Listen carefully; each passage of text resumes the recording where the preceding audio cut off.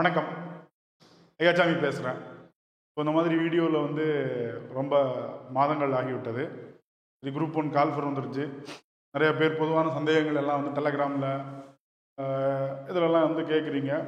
Okay, so அப்படி video போடும்போது first நான் ஆஸ்பிரண்ட்ஸ் கிட்ட சில விஷயங்களை ரீசெண்டாக என்ன ஐ அப்சர்வ். அதில் முதல் விஷயம் பார்த்தீங்கன்னா, எல்லோரும் இந்த ப்ரீவியஸ் இயர் கொஷின் பேப்பரை படிச்சுக்கிட்டே இருக்காங்க. அது ஏன்னு எனக்கு தெரியல. ஸோ அதை பற்றி தான் நான் வீடியோ போடலாம் அப்படிங்கக்கூடிய ஒரு எண்ணத்தில் இருந்தேன்.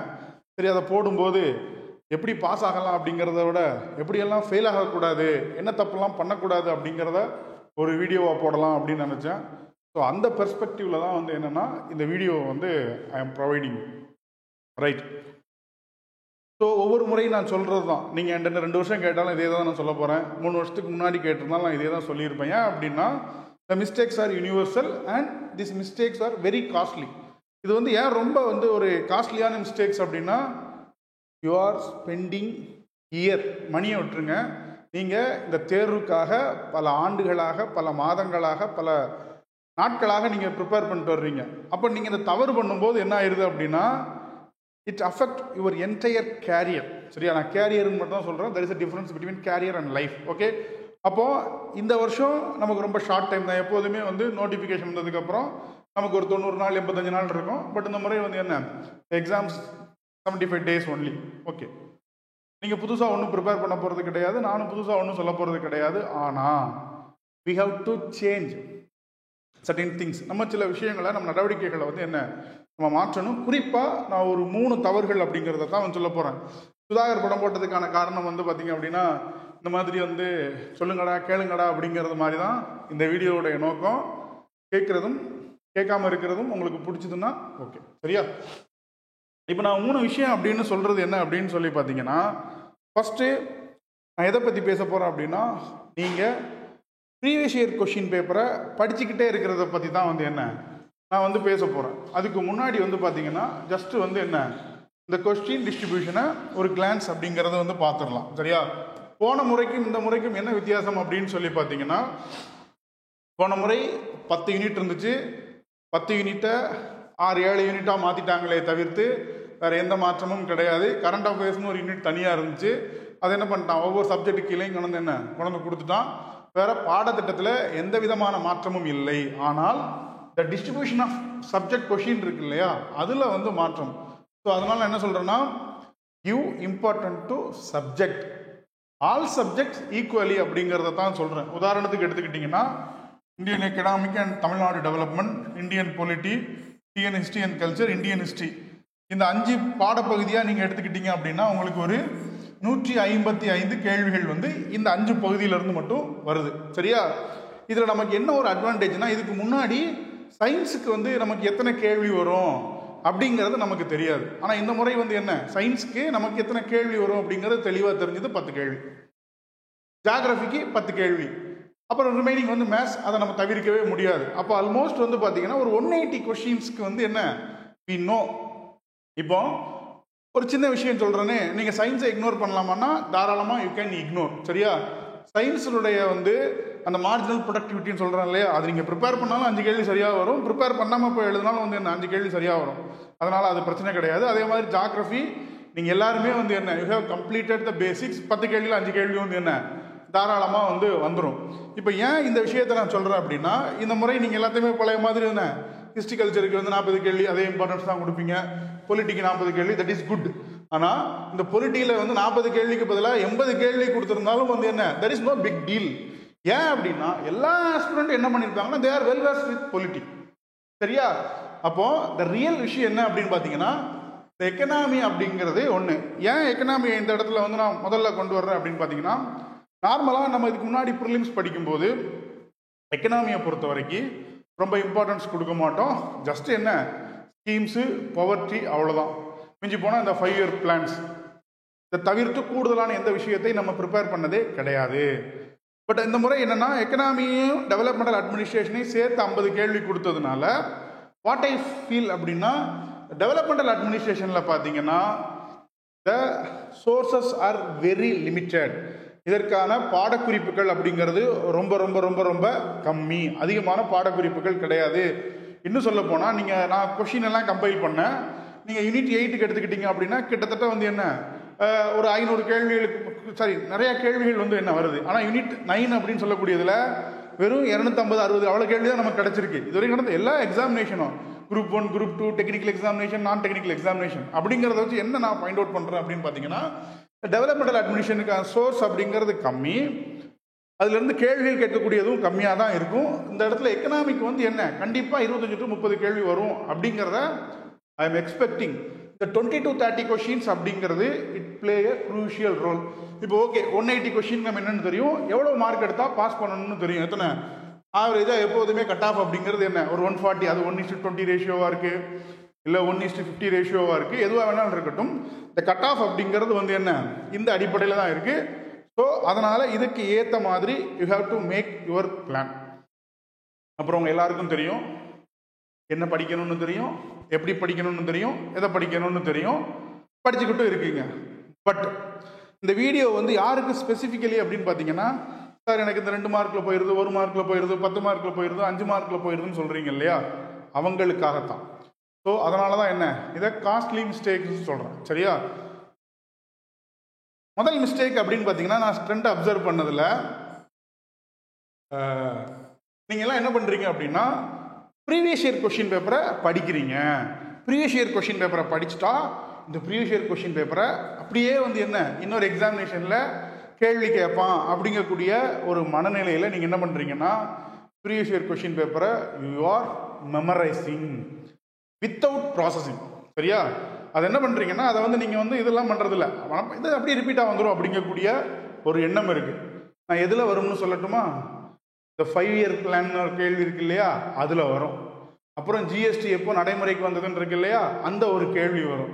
இதை தவிர்த்து பெரும்பாலான விஷயங்கள் பழைய கேள்வித்தாள்களிலிருந்து திரும்ப வந்து என்ன கேட்கப்படுவதே இல்லை அப்படிங்கிறது 2021 தேர்வு நடைமுறைக்கு அப்புறம் இருக்கக்கூடிய ஒரு போக்கு, ஒரு ட்ரெண்ட். அதை நீங்கள் மைனூட்டாக அப்சர்வ் பண்ணிங்கன்னா உங்களுக்கு தெரியும்.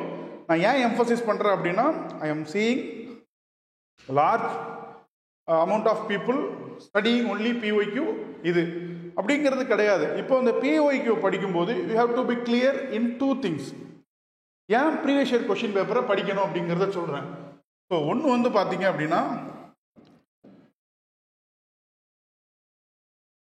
டு நோ த பேட்டர்ன் அப்படிங்கிறது. இந்த பேட்டர்ன் அப்படிங்கிறது வந்து பார்த்தீங்கன்னா டிஎன்பிஎஸ்சியில் வந்து என்ன இட் இஸ் அன் எவாலுவேட்டிவ் ஒரு ஒரு ஒரு பரிணாம வளர்ச்சி அடைஞ்சிக்கிட்டே வருது. நீங்கள் 2020க்கு முன்னாடி பார்த்தீங்கன்னா ஒரு கேள்வின்னா ஒரு கேள்வி தான். ஆனால் 2020க்கு அப்புறம் 21 22க்கு அப்புறம் நீங்கள் பார்த்தீங்கன்னா 4 கேள்விகள் சேர்றது தான் ஒரு கேள்வி. அப்போ இங்கே என்ன பிரச்சனை ஆகுது அப்படின்னா உங்களுக்கு டைம் மேனேஜ்மெண்ட்டில் ஒரு பிரச்சனை ஆகுது. நீங்கள் ப்ரீவியஸ் இயர் கொஷின் பேப்பரை படிக்கும்போது அது மட்டும்தான் வரும்னு நினைக்கிறீங்க. அப்போ அதே மாதிரி நேரடியான கேள்விகள் கேட்கும்போது மட்டும்தான் உங்களுக்கு குறைவான நேரம் எடுத்துக்கொள்ளும். நான் சொல்கிற மாதிரி இந்த பேட்டர்ன் ரெகக்னைசேஷன் அப்படிங்கிறது உங்களுக்கு புரிஞ்சுது அப்படின்னா இந்த ப்ரீவியஸ் இயர் கொஷின் பேப்பரை படித்து முடித்ததுக்கப்புறம் ஒரு சப்ஜெக்டை ஒரு டாப்பிக்கை எப்படி வாசிக்கணும் அப்படிங்கக்கூடிய ஒரு புரிதல் வரும். சரியா? ப்ரிலிம்ஸை பொறுத்த வரைக்கும் யூ நீட் சர்டைன் ஸ்கில். அதை நான் என்ன சொல்லுவேன் அப்படின்னு பார்த்தீங்கன்னா மைனூட் ரீடிங் அப்படின்னு சொல்லப்படக்கூடிய ஒரு ரீட் பிட்வீன் த லைன்ஸ். அதாவது வந்து என்னன்னா நல்லா உன்னிப்பாக கவனிப்பாக வாசிக்கிறது அப்படிங்கிறது. நீங்கள் பண்ணுற நிறைய பேர் சொல்கிறீங்கல்ல அந்த 5 கேள்வி 10 கேள்வி எதில் தப்பு பண்ணுறீங்க அப்படின்னா உங்களுக்கு தெரிஞ்ச கேள்வியில் தான் வந்து என்ன 20 கேள்வி தப்பு பண்ணிங்கன்னா அதில் 7லேருந்து 10 கேள்வி வந்து என்ன நீங்கள் தெரிஞ்சு நல்லா தெரிஞ்ச ஒரு கேள்வி. அப்போ அதுதான் இங்கே ஒரு பிரதானமான காரணமாக இருக்குது. அப்போ அதை அவாய்ட் பண்ணுறதுக்கு நீங்கள் கொஷினையும் மைனூட்டாக அப்சர்வ் பண்ணணும். அடுத்து ரீட் பண்ணும்போது வந்து என்ன அந்த கண்டென்ட்டை என்ன பெர்ஸ்பெக்டிவ்ல ரீட் பண்ணணும் அப்படிங்கிறது. இப்போ சில எடுத்துக்காட்டு சொல்கிறேன். சரியா? ஸோ முதல் விஷயம் வந்து பார்த்தீங்கன்னா இந்த கொஷினுடைய பேட்டர்ன் அப்படிங்கிறதுக்காக. சரியா? அதுக்கப்புறம் எதெல்லாம் வந்து வெறுமனே ஃபேக்சுவல் ரீகலெக்ஷன், எதெல்லாம் வந்து பார்த்தீங்க அப்படின்னா லாஜிக்கலாக சில இடத்துல ஆன்சர் பண்ண முடியும், எலிமினேஷன் மெத்தடை வந்து என்ன யூஸ் பண்ண முடியும், சில இடத்துல யூ ஹாவ் டு இன்டர்ஃபியர் த ஃபேக்டை வந்து என்ன நம்ம வந்து ப்ராசஸ் பண்ண வேண்டியிருக்கும். இப்போ இதுக்கு நான் சின்ன எடுத்துக்காட்டு சொல்கிறேன். முதல்ல கொஷின் பேட்டர்னுக்காக நான் 2022 நடந்தக்கூடிய ஒரு குரூப் 4 தேர்வு வினாத்தாளத்தை நான் எடுக்கிறேன். சரியா? ஸோ என்னுடைய பார்வையை பொறுத்தவரைக்கும் இது ஒரு டஃப்பான பேப்பர், அதனால் நான் இதை எடுக்கிறேன். இப்போ இந்த கொஷின் பேப்பரை நீங்கள் அப்சர்வ் பண்ணும்போது உங்களுக்கு என்ன புரியும் அப்படின்னு பார்த்தீங்கன்னா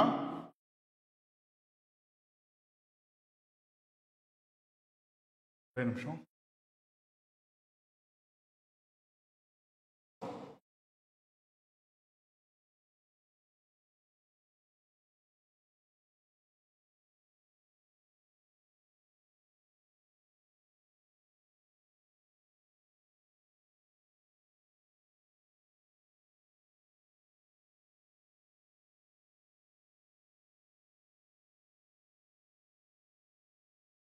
இந்த பேட்டர்ன் ரெகக்னைசேஷன் அப்படிங்கிறது ரொம்ப ரொம்ப முக்கியம். ஃபார் எக்ஸாம்பிள், இப்போ இந்த கேள்வி எடுத்துக்கிட்டீங்க அப்படின்னா, இப்போ ஒரு கேள்வி, பிடி ராஜன் எப்போது முதலமைச்சராக இருந்தார் அப்படிங்கிற கேள்விக்கு நீங்க விடையளிக்கக்கூடிய நேரம் அப்படிங்கிறது குறைவு.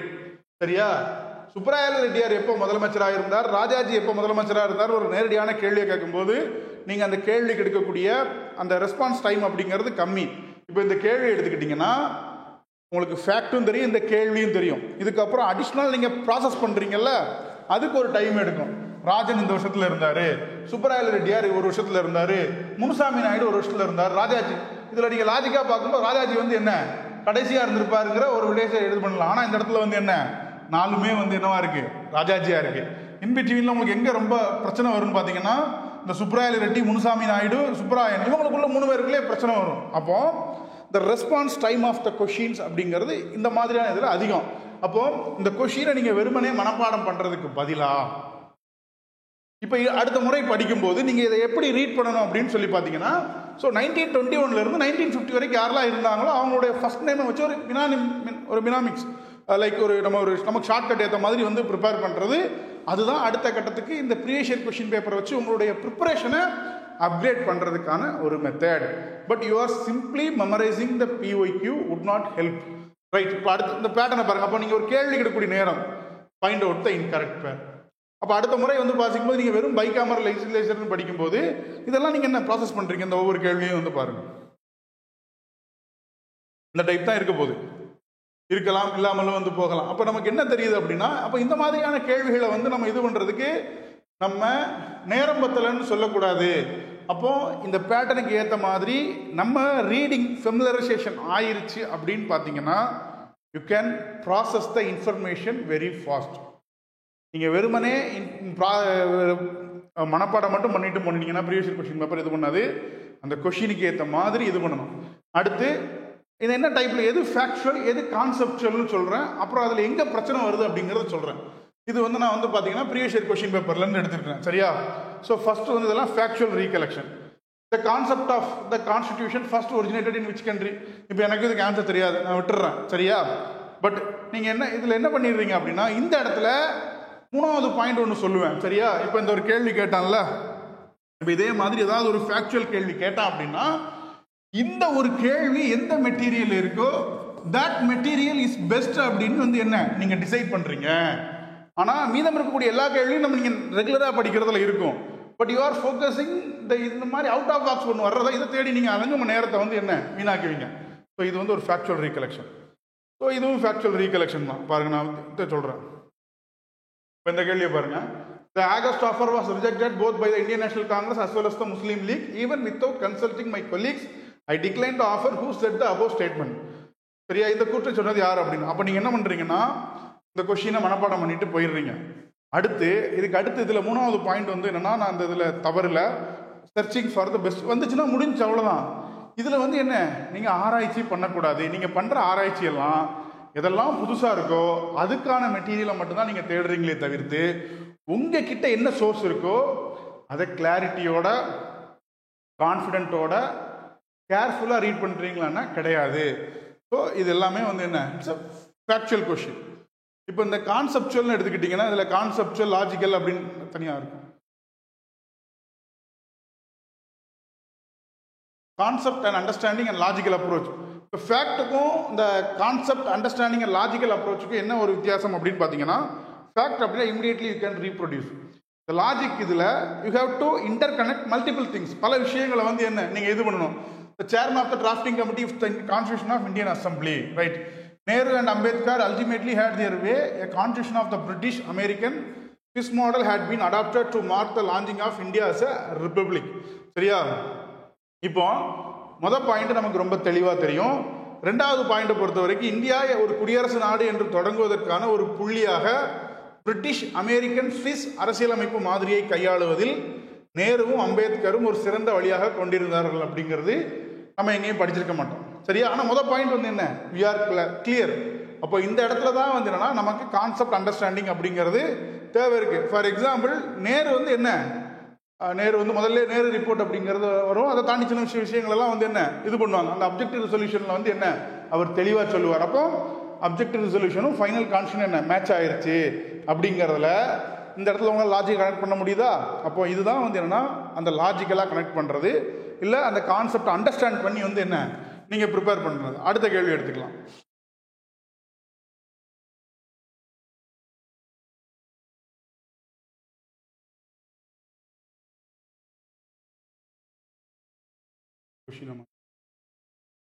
The Constitution was elected indirect election by the members of the Provincial Legislative Assembly. Members of each community in the Provincial Legislative Assembly select their representative by the method of proportional representation by single transferable vote அப்படின்னு இருக்கும். இப்போ முதல் விஷயம் வந்து உங்களுக்கு தெரிஞ்சிடும், சரியா? Internal election அப்படிங்கிறது இந்த இதில் வந்து பார்த்தீங்கன்னா உங்களுக்கு அந்த வாசிப்பில் வந்து மைனூட்டான ரீடிங் இல்லாததுனால இது வெறும் ப்ரொபோர்ஷனல் ரெப்ரசன்டேஷனா அல்லது சிங்கிள் டிரான்ஸ்ஃபரபிள் ஓட்டா அப்படிங்கிறது உங்களுக்கு குழப்பம் வருமா வராதா? அப்போ இதுதான் வந்து என்னன்னா ஒரு ப்ரீவியஸ் இயர் கொஸ்டின் பேப்பரை பார்க்குறீங்கன்னா அப்போ இந்த மாதிரியான வினாக்கள் கேட்கும்போது இந்த பகுதியிலிருந்து நான் இதற்கு ஏற்ற மாதிரி வந்து என்ன நான் ரீட் பண்ணுவேன். அப்போ இதுல இருந்து ஒரு லீட் கொடுக்குது, சரியா? ஃபார் எக்ஸாம்பிள் இந்தியாவில் வந்து பார்த்தீங்கன்னா என்ன மாதிரியான ஒரு எலெக்ஷன் சிஸ்டம் அப்படிங்கிறது இருக்குது அப்படிங்கிறத பார்க்குறோம். ஸோ இந்தியாவை பொறுத்த வரைக்கும் லோக்சபா, லோக்கல் பாடி, அதுக்கப்புறம் லெஜிஸ்லேட்டிவ் அசம்பிளிலாம் என்ன FTP first post past system அப்படிங்கக்கூடியது இருக்குது. இந்த ப்ரொபோர்ஷனல் ரெப்ரசன்டேஷன் அப்படிங்கிறது வந்து பார்த்தீங்கன்னா எங்கே இருக்குது? பிரசிடென்ட் எலெக்ஷனில் சிங்கிள் டிரான்ஸ்ஃபர் ஓட்டில் இருக்குது. அப்போ இந்த மாதிரி நீங்கள் இது பண்ணுறது பெஸ்ட்டா இல்லை வெறுமனே வந்து என்ன ப்ரீவியஸ் இயர் கொஷின் பேப்பர்னு படிக்கிறது பெஸ்ட்டா? ஸோ அதனால் வந்து என்னன்னா டைம் நீங்கள் ஆல்ரெடி நீங்கள் எல்லாமே படிச்சிருக்கீங்க. இப்போ என்ன பண்ண போறீங்கன்னா இதுக்கு ஏற்ற மாதிரி நீங்கள் உங்கள் ரீடிங்கை வந்து என்ன you have to அல்டர், you have to change. அந்த ஒன்று தான் சொல்கிறேன். வெறுமனே ப்ரீவியஸ் இயர் கொஷின் பேப்பரை மட்டும் படிச்சுட்டு இதெல்லாம் அப்படியே கேட்கும்னு இருக்காதீங்க. இந்த தப்பை வந்து என்ன பண்ணாதீங்க அப்படிங்கிறதான் முதல் விஷயம். ஸோ உங்களுக்கு தெளிவாக புரிஞ்சிருக்கும். அதனால தான் அந்த கேள்வியை தனித்தனியாக பிரித்து உங்களுக்கு எடுத்திருக்கேன். ரெண்டாவது, படிச்சுக்கிட்டே இருப்பாங்க. காலையில் 6 மணிக்கு படிப்பாங்க, இந்த பாட்டில் ஒரு மாதிரி 5 மணிக்கு 6 மணிக்கு ஒரு வாட்டி அப்படின்ற மாதிரி எத்தனை வாட்டினாலும் படிச்சுக்கிட்டே இருப்பாங்க. ஆனால் வந்து என்ன பண்ண மாட்டாங்க, தேர்வை எழுதவே மாட்டாங்க. ஒரு பழமொழி உண்டு, யூபிஎஸ்சியில் கூட கேட்டிருந்தான், சரியா? கப்பல் வந்து பார்த்தீங்க அப்படின்னா கரையில் இருக்க வரைக்கும் வந்து பாதுகாப்பானது தான். ஆனால் அது அதற்காக வந்து என்ன கப்பல் உருவாக்கப்பட்டதில்லை. கடலுக்குள்ளே போகிறதுக்காக உருவாக்கப்பட்டதான் வந்து என்ன கப்பல். அப்போ அதே மாதிரி நீங்கள் தேர்வு எழுதினா மட்டும்தான் வந்து என்ன தவறுகள் பண்ண முடியும். அந்த தவறுகள்லேருந்து பாடங்கள் கற்றுக்கொள்ள முடியும், அடுத்தடுத்து இம்ப்ரூவ் ஆக முடியும். ஆனால் where you are lacking in the sense, நான் ப்ரிப்பேர் பண்ணேன் அப்படின்னா பெர்ஃபெக்டாக தான் ப்ரிப்பேர் பண்ணுவேன். நான் வந்து என்ன அப்படியே வந்து 100% ப்ரிப்பேர் பண்ணிட்டு தான் ஒரு டெஸ்ட் எழுதுவேன் அப்படின்னு நினைப்பீங்க. அது என்னைக்கும் நடக்காது. சிந்துபாத் கதை மாதிரி தொடர்ந்துக்கிட்டே தான் இருக்கும். சரி, நாளையும் இன்று ஒரு நாள் கிடையாது, தெரியும் இல்லையா? இன்னைக்கு நான் நாளைன்னு சொன்னால் நாளை தான், நாளைக்கு வந்து நாளை கழிச்சு நான் நாளை தான். அப்போது இந்த பெர்ஃபெக்ட் அப்படிங்கக்கூடிய இதில் போகாமல் நம்ம எவ்வளோ தெரியுமோ அந்த விஷயத்தோட you have to attend the test. இது ரொம்ப ரொம்ப முக்கியம். இந்த தவறை பண்ணாதீங்க. நீங்கள் என்ன டெஸ்ட் என்ரோல் பண்ணியிருக்கீங்களோ அந்த டெஸ்ட்டை எழுதுங்க. ஒரு டெஸ்ட்டு எழுதி முடிச்சதுக்கப்புறம் நீங்கள் தவறு பண்ண கேள்வியை வந்து நீங்கள் என்ன பண்ணணும், ஸ்டடி பண்ணணும். ஃபார் எக்ஸாம்பிள் ஒரு 10 கேள்வி தப்பு பண்ணியிருக்கீங்கன்னா அந்த 10 கேள்வியில் எதெல்லாம் வந்து நான் தெரிஞ்சு தவறு பண்ண கேள்வி, எதெல்லாம் நான் தெரியாமல் தவறு பண்ண கேள்வி, இந்த 2 விஷயத்தையும் நான் சரி பண்ணுறதுக்கு என்ன நடவடிக்கை எடுக்கணும் அப்படிங்கிறத நீங்கள் பண்ண நீங்கள் தெரிஞ்சு பண்ணக்கூடிய தவறுகள் எல்லாமே வந்து என்ன குறையும். அப்போ ஃபைனல் எக்ஸாமினேஷனில் நீங்கள் தெரிஞ்சு பண்ண தவறுகளை மட்டும் நீங்கள் குறைச்சிட்டாலே வந்து என்ன you clear the preliminary examination. B clear in that. அடுத்து 3வது point, searching for best materials questions. இன்னைக்கு நான் சொல்லணும் அப்படின்னா உங்களுக்கு மெட்டீரியல்ஸ்க்கோ கொஸ்டினுக்கோ பஞ்சமே கிடையாது, சரியா? காரணம் என்னன்னா the telegram is flooded with unlimited materials. மெட்டீரியல்ஸை பற்றி உங்களுக்கு ஒரு ஆனால் இங்கே என்ன பிரச்சனைனா எது பெஸ்ட் மெட்டீரியல் அப்படிங்கிறது பிரச்சனை. இன்னைக்கு ஒரு மெட்டீரியலை பார்க்கும்போது நல்லா இருக்கும், நாளைக்கு ஒரு மெட்டீரியலை பார்க்கும்போது நல்லா இருக்கும், நாளை கழிச்சு ஒரு மெட்டீரியலை பார்க்கும்போது நல்லா இருக்கும். ஆனால் எக்ஸாம் நம்ம இன்னைக்கு பாஸ் பண்ண நான் என்ன சொல்கிறேன் அப்படின்னா உங்ககிட்ட என்ன இருக்கோ அதை வைத்து மட்டுமே வந்து என்ன ப்ரிப்பேர் பண்ணுங்க. Keep your sources minimum. உங்களுடைய ஆதாரங்களை ரொம்ப குறைவாக வச்சுக்கிட்டு நீங்கள் ப்ரிப்பேர் பண்ணுங்களே தவிர்த்து நல்லா இருக்குது அப்படிங்கிறதுக்காக எல்லாத்தையுமே இது நான் கேள்வி கேட்குறேன். நீங்கள் எவ்வளோ மெட்டீரியல் கலெக்ட் பண்ணுறீங்களே, இந்த மெட்டீரியலை ஒரு முறையாவது வந்து என்ன திரும்பி பார்த்துருக்கீங்களா? அந்த 2 கிலோமீட்டர்ன மாதிரி வந்து என்ன நல்ல மெட்டீரியல்லாம் கிடைக்காது, போய்கிட்டே தான் இருக்கும். ஒன்று ஒவ்வொரு நாளைக்கும் வந்துக்கிட்டே தான் இருக்கும். அப்போ அதனால் வந்து பார்த்தீங்கன்னா இந்த 3 விஷயங்களையும் நீங்கள் தவிர்த்துட்டீங்க அப்படின்னாலே என்ன உங்களால் வந்து என்ன கண்டிப்பாக கிளியர் பண்ண முடியும். எல்லாத்தையும் பண்ணிவிட்டு கடைசியாக வந்துட்டு சார் நல்லா தான் சார் படித்தேன், ஆனால் வந்து என்ன நான் கிளியர் பண்ணலை அப்படின்னு நீங்கள் சொல்லும்போது தான் எனக்கு வந்து என்ன ஒன்றுமே புரியலை அப்படிங்கிறது. ஸோ நீங்கள் பண்ண தவறுகள் இதைத்தான் நான் சொல்கிறேன், சுட்டி காட்டுறேன். தவறு பண்ணணும், தவறு பண்ணக்கூடாதுன்னு கிடையாது. தவறுகளை வந்து என்ன திரும்ப பண்ணாமல் இது பண்ணுங்கள்.